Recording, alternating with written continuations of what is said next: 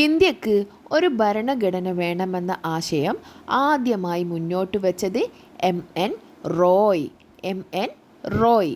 ഇന്ത്യക്ക് ഒരു ഭരണഘടനാ നിർമ്മാണ സഭ വേണമെന്ന് ആദ്യമായി ചർച്ച ചെയ്യപ്പെട്ട INC സമ്മേളനം 1935 ബോംബെ സമ്മേളനം.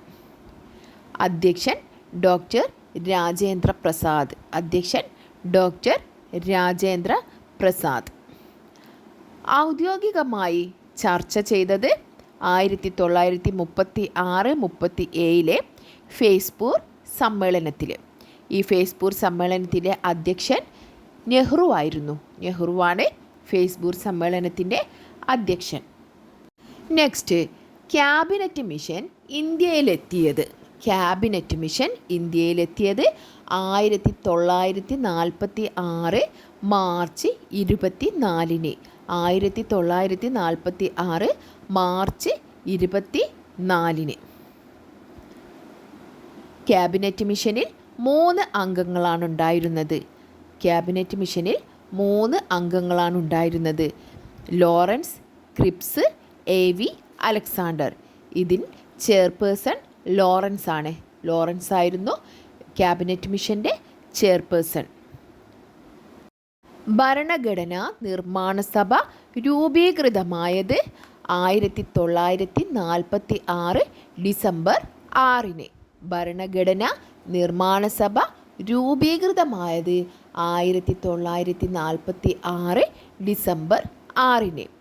ഭരണഘടനാ നിർമ്മാണ സഭയുടെ ആദ്യ സമ്മേളനം നടന്നത് 1946 ഡിസംബർ 9.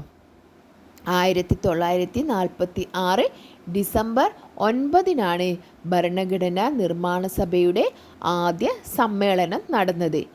ഇതിൽ 207 പേർ പങ്കെടുത്തിരുന്നു. വനിതകൾ 9 ആൾക്കാരായിരുന്നു വനിതകൾ. ആകെ അംഗങ്ങൾ ഭരണഘടനാ നിർമ്മാണ സഭയിൽ 389 അംഗങ്ങളുണ്ടായിരുന്നു. അത് ഇന്ത്യ വിഭജനത്തിന് മുമ്പ് 389 അംഗങ്ങളുണ്ടായിരുന്നു. അതിൽ വനിതകൾ 17, മലയാളികൾ 17, മലയാളി വനിതകൾ 3. ആകെ അംഗങ്ങൾ 389, വനിതകൾ 17, മലയാളികൾ 17, മലയാളി വനിതകൾ 3.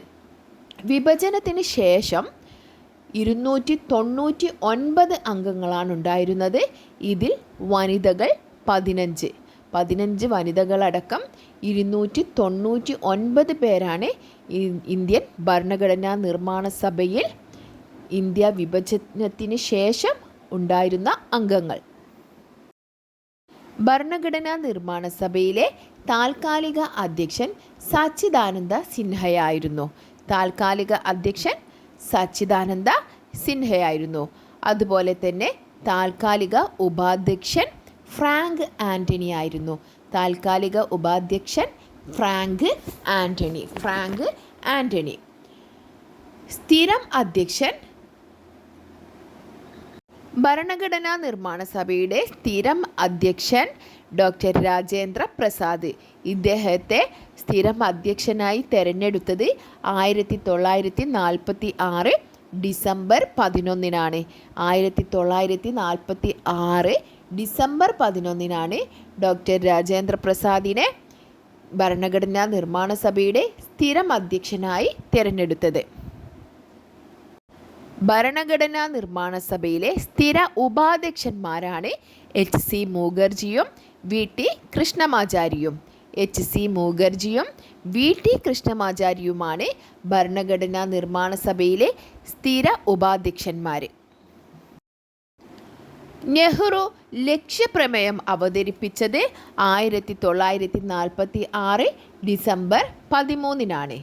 ലക്ഷ്യപ്രമേയം അവതരിപ്പിച്ചത് 1946 ഡിസംബർ 13. ഈ ലക്ഷ്യപ്രമേയം പാസ്സായത് 1947 ജനുവരി 22. ലക്ഷ്യപ്രമേയം പാസ്സായത് 1947 ജനുവരി 22. ഭരണഘടനാ നിർമ്മാണ സഭ ഭരണഘടനയെ അംഗീകരിച്ചത് 1949 നവംബർ 26-നാണ്. ഭരണഘടനാ നിർമ്മാണ സഭ ഭരണഘടനയെ അംഗീകരിച്ചത് 1949 നവംബർ 26-നാണ്. ഭരണഘടന ഔദ്യോഗികമായി നിലവിൽ വന്നത് 1950 ജനുവരി 26-ന്. ഭരണഘടന ഔദ്യോഗികമായി നിലവിൽ വന്നത് 1950 ജനുവരി 26-ന്.